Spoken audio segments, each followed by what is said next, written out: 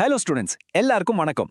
இன்னைக்கு நாம unit 7 alternating கரண்ட்ல இருந்து ஒரு சிம்பிளான ஆனா ரொம்ப ரொம்ப இம்பார்ட்டன்டான டாபிக் பார்க்க போறோம். AC voltage apply to a resistor. இது புரிஞ்சுக்கிட்டா ஏசி சாப்டரோட ஃபவுண்டேஷன் உங்களுக்கு ஸ்ட்ராங் ஆயிடும். வாங்க ஈஸியா ஸ்டார்ட் பண்ணலாம். ஏசி சர்க்கிட்ஸ்ல கெப்பாசிட்டர், இண்டக்டர்னு நிறைய காம்போனன்ட்ஸ் வரும். ஆனா அதுலயே ரொம்ப சிம்பிளான, ரொம்ப நல்ல ஃப்ரெண்ட் யார் தெரியுமா? அந்த ரெசிஸ்டர் தான். ஏன்னா அது எப்பவுமே ரொம்ப ஸ்ட்ரெயிட் ஃபார்வர்டா நம்ம சொல்றத கேட்குற மாதிரி பிஹேவ் பண்ணும். ஓகே, இப்போ ஒரு இன்ட்ரெஸ்டிங்கான கேள்வி.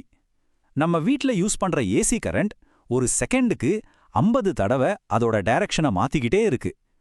அப்படி மாத்திக்கிட்டே இருந்தா நம்ம வீட்டு ஹீட்டர் கரண்ட் ரிவர்ஸ் ஆகும்போது கூல் ஆகணும்ல. ஆனா ஏன் அது எப்பவுமே கண்டினியூஸா சூடாவே இருக்கு? யோசிச்சு பாத்தீங்களா? The answer is very simple. ஏன்னா ஒரு ரெசிஸ்டர் ஏசி வோல்டேஜ்க்கு உடனடியாக இன்ஸ்டன்ட்டா ரெஸ்பாண்ட் பண்ணும். அங்க எந்த ஒரு டிலேவும் கிடையாது, எந்த ஒரு டிராமாவும் கிடையாது. வோல்டேஜ் என்ன சொல்லுதோ கரண்ட் உடனே அதை செய்யும். as simple as that. இந்த ஐடியாவை தான் நம்ம பிசிக்ஸ்ல இன் ஃபேஸ் அப்படின்னு சொல்றோம். இத புரிஞ்சுக்கிறதுக்கு இப்படி இமேஜின் பண்ணுங்க.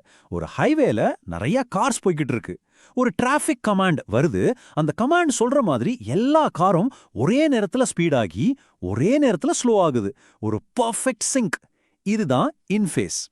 ஒரு ரெசிஸ்டர்ல வோல்டேஜும் கமாண்ட், கரண்ட்டும் கார்ஸ் இப்படிதான் பர்ஃபெக்ட் சிங்க்ல இருக்கும். சரி, கான்செப்ட் புரிஞ்சுது. ஆனா எக்ஸாம்ல மார்க்ஸ் வாங்கணும்னா கொஞ்சம் மேக்ஸ் வேணும்ல? பயப்படவே வேண்டாம். கான்செப்ட் எவ்வளோ ஈஸியோ அதை விட மேக்ஸ் ரொம்ப சிம்பிளா இருக்கும். வாங்க பாப்போம். இங்க பாருங்க, இதுதான் நம்ம டெக்ஸ்ட் புக்ல இருக்கிற அந்த சர்க்கிட். ஒரு ஏசி வோல்டேஜ் சோர்ஸ். அதை கொண்டு போய் ஒரு ரெசிஸ்டர் ஆர் கூட கனெக்ட் பண்ணிருக்கோம். ரொம்ப சிம்பிள் செட்டப். இப்ப நம்ம இந்த சர்க்கிட்டுக்கு கிர்ச்சாஃப்ஸ் லூப் ரூலை அப்ளை பண்ண போறோம். பாருங்க, இதுதான் NCERTல இருக்கிற இம்பார்ட்டன்ட் ஈக்குவேஷன்ஸ். வோல்டேஜோட equation V is equal to Vm sine omega T. அதே மாதிரி கரண்டோட equation I is equal to Im sine omega T. ரெண்டுலயும் பாத்தீங்கன்னா சைன் ஒமேகா டி பார்ட் காமனா இருக்கு. இதை வச்சே சொல்லிடலாம், ரெண்டு பேரும் ஒன்னா போறாங்க, ஒன்னா வராங்க. ஃபேஸ் டிஃபரன்ஸே கிடையாது. அண்ட் அந்த Im அது ஒன்னும் இல்ல, Vm/R தான். நம்ம பழைய ஓம்ஸ் லா தான். ஏசிலியும் சூப்பரா ஒர்க் ஆகுது. இப்போ அந்த கரண்ட் ஈக்குவேஷன் எப்படி வந்துச்சுன்னு ஸ்டெப் பை ஸ்டெப் பார்த்துடலாமா? ஃபர்ஸ்ட் ஸ்டெப், ஏசி வோல்டேஜோட ஈக்குவேஷன் எடுத்துக்கோங்க. V of t equals to V0 sin omega t. Second step, சிம்பிளா ஓம்ஸ் லா அப்ளை பண்றோம். I of t equals to V of t by R. Third step, V of t யோட வேல்யூவை substitute பண்ணுங்க. நமக்கு I of t equals to V0 by R sin omega t கிடைக்குது. இப்போ conclusion என்ன?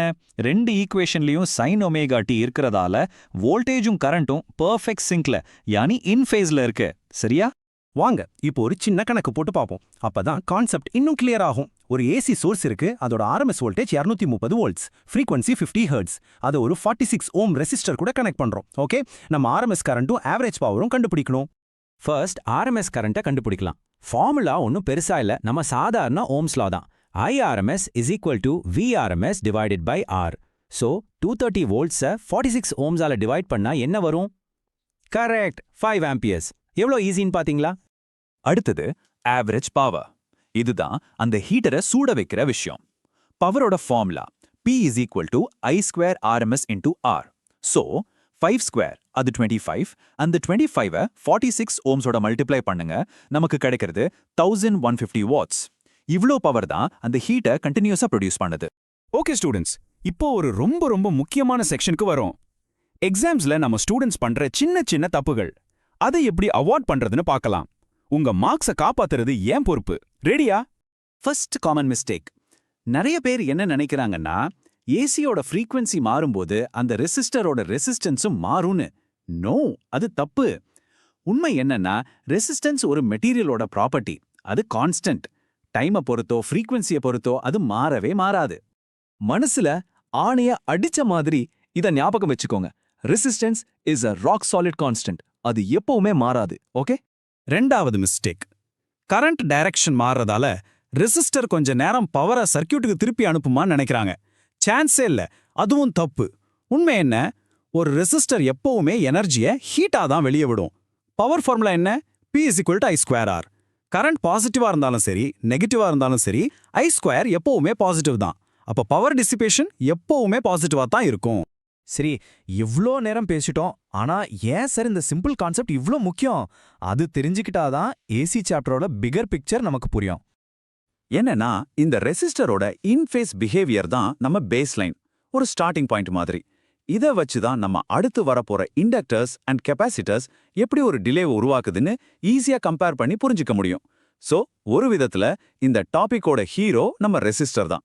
Okay, முடிக்கிறதுக்கு முன்னாடி ஒரு குயிக்கான சம்மரி பார்த்துடலாம். இந்த பாயிண்ட்ஸை மட்டும் ஞாபகம் வச்சுக்கிட்டா போதும், இந்த டாபிக்ல நீங்க ஸ்ட்ராங். நம்பர் 1, ஒரு ரெசிஸ்டர்ல வோல்டேஜ் அண்ட் கரண்ட் எப்பவுமே இன்ஃபேஸ்ல இருக்கும். Number 2, Ohm's law, யானி V = IR, AC சர்க்யூட்ல ஒவ்வொரு நொடியும் அப்ளை ஆகும்.